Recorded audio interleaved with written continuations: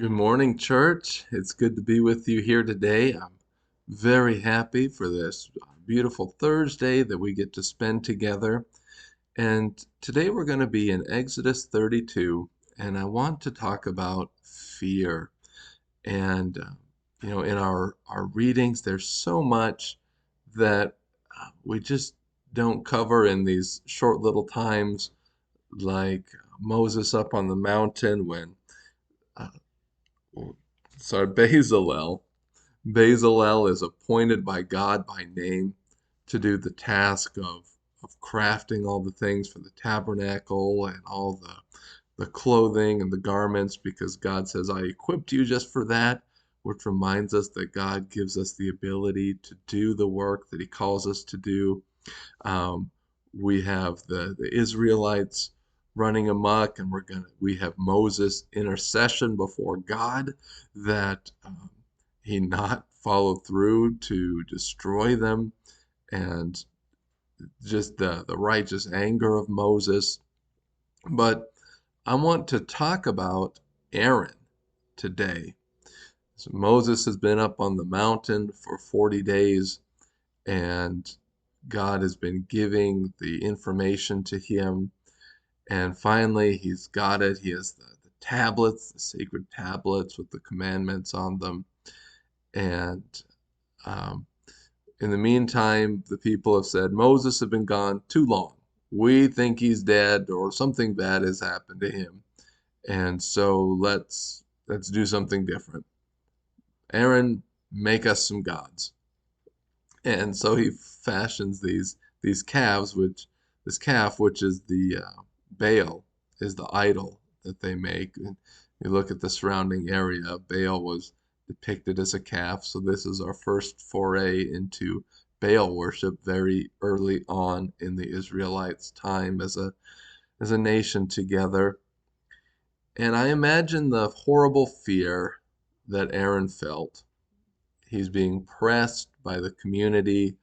His brother, the leader, is gone, feared dead, gone up to visit God and just didn't come back.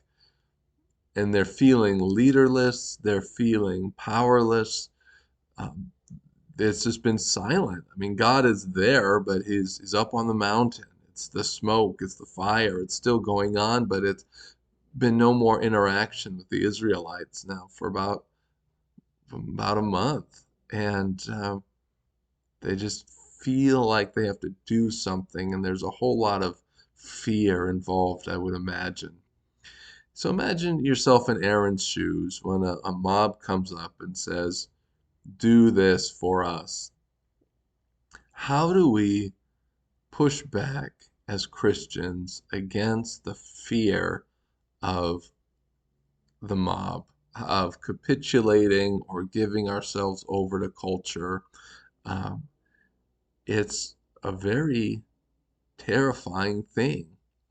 And we see in our culture today, there's quite a few churches that are indeed giving into the mob of, of culture.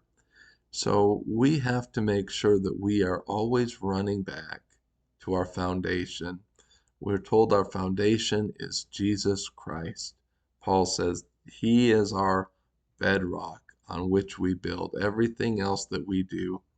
It's only God's approval, only the approval of Jesus that we are seeking.